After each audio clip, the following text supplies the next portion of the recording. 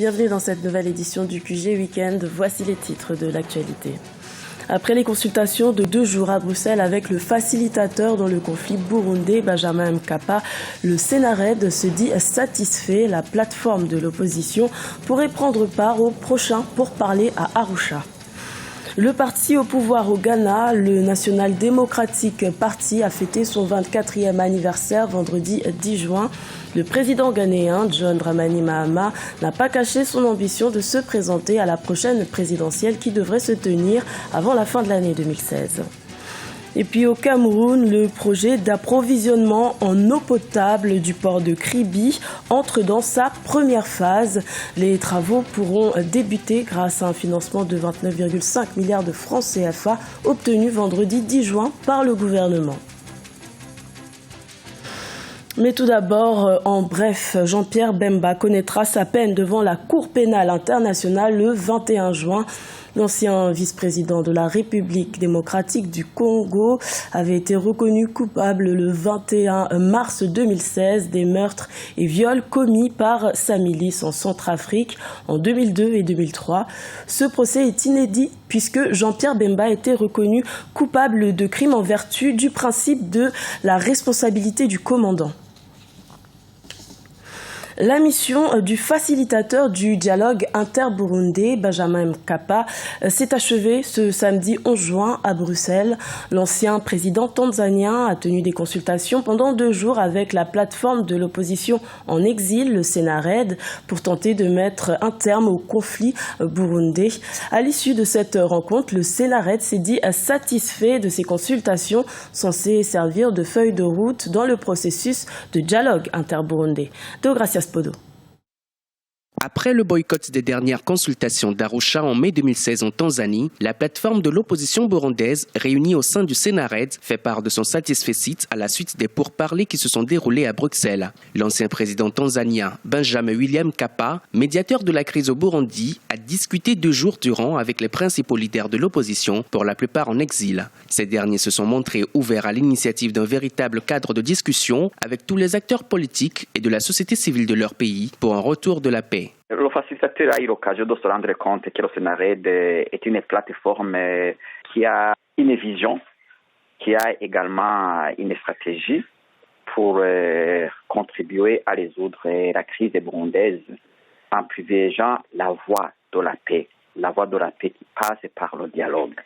Et je pense que cela pourra aider à faire avancer le dialogue et à faire avancer les négociations pour aboutir à cette solution que tous les Burundais attendent. Malgré l'optimisme affiché, la mission semble toujours difficile pour le médiateur tanzanien. Le Sénarède a une nouvelle fois soumis ses revendications au facilitateur au moment où le gouvernement burundais maintient son refus de discuter avec la plateforme de l'opposition qu'il accuse d'être à la base des violences dans le pays. De son côté, l'opposition insiste sur l'organisation d'élections crédibles dans le cadre d'une transition démocratique sans l'actuel président Pierre Nkurunziza. Mais d'ici là, la liste des revendications sera portée à l'attention du pouvoir de Bujumbura dans l'espoir d'une flexibilité dans les positions. La suite devrait être normalement le début du véritable dialogue et des négociations. Ici, je vous dirais que lors des dernières consultations qui ont eu lieu à Arusha et auxquelles j'étais invité en tant qu'ancien chef d'État, et il avait été dit que ce dialogue et ces négociations pouvaient commencer vers la mi-juin, vraisemblablement, autour de la 3e semaine du mois de juin. Mais aujourd'hui, il n'y a pas de date précise qui a été donnée.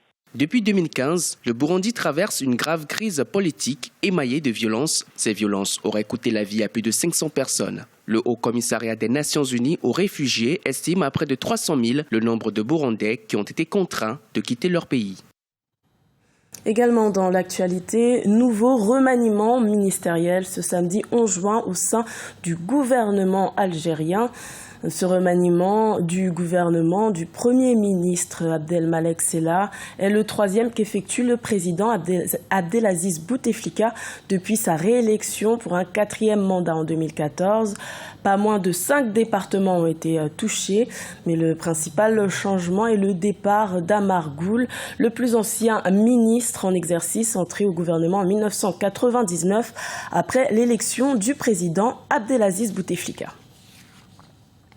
Je vous le disais en titre, au Ghana, l'heure était à la célébration ce vendredi 10 juin. Le parti au pouvoir, National Democratic Party, fêtait son 24e anniversaire. Le président John Dramani Mahama, élu en 2012, a profité de cette occasion pour faire part de ses ambitions, remporter l'élection présidentielle qui devrait se tenir avant la fin de l'année 2016. Alioune Guindo. 24e anniversaire de la création du National Democratic Congress au pouvoir depuis plus de 2 décennies au Ghana, ce 10 juin 2016. D'après le président John Dramani Mahama, cet anniversaire représente l'occasion de rendre hommage aux membres fondateurs du parti, mais aussi de saluer les efforts fournis par les membres actuels. L'événement a aussi permis aux membres du parti de se réunir à la veille de la présidentielle de novembre 2016, qui ne sera pas sans défi. Au 26 novembre prochain, la victoire nous mènera à mon second mandat présidentiel. Votre enthousiasme fait naître en moi 2 sentiments, de l'humilité et un sens de la responsabilité.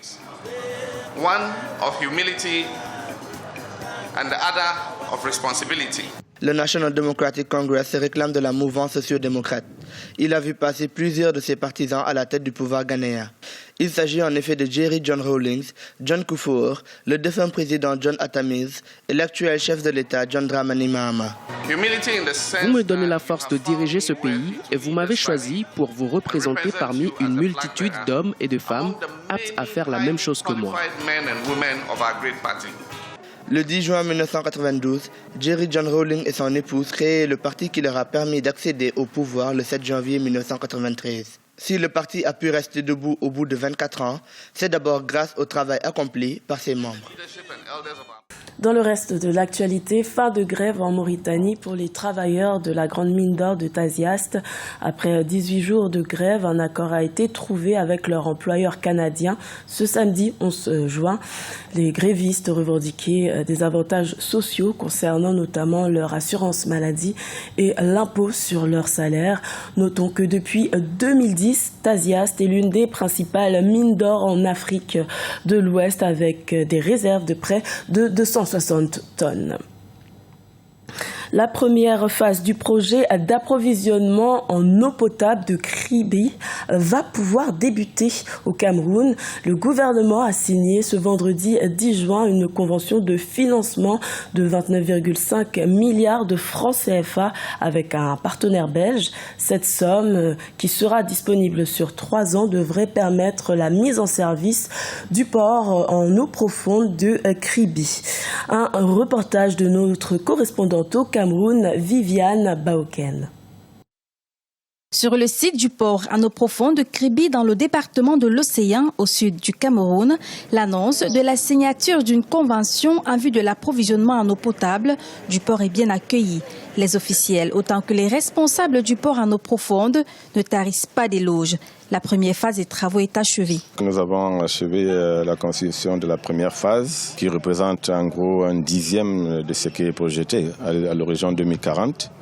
Et qui est constitué très brièvement d'un terminal à conteneurs de 350 mètres de longueur de quai, avec une aire de stockage de 14 hectares, qui peut donc manipuler 350 000 EVP par an. Cette convention de financement d'un montant de 29,52 milliards de francs CFA a été octroyée à l'État du Cameroun par la banque belge Belfius. Ce montant permettra de financer 100% du coût lié aux services d'ingénierie, à la fourniture et aux travaux relatifs à la première phase du projet d'approvisionnement en eau du complexe industriel-portuaire de Kribi. C'est un financement de presque 30 milliards de francs CFA qui a été signé aujourd'hui. Et il faudrait peut-être ajouter qu'à cette convention, nous sommes dans l'attente d'une prochaine convention également de presque 26 milliards de francs CFA qui servira à l'exécution des travaux dans 13 centres situés à Bankim, Bagno, Mbé, Pitoa, Mayo, Oulo, Figil, Mbalmayo, Sa, Dimako, Djoum, Lomie, Yoko et Makalinga. À rappel, le port en eau profonde de Kribi dispose d'une autonomie d'approvisionnement en eau potable, laquelle est assurée par le biais d'une station de traitement, d'un forage et d'une base de stockage d'une capacité de 200 mètres cubes par jour. C'était le journal de la rédaction. Merci de l'avoir suivi. L'information continue sur Africa 24.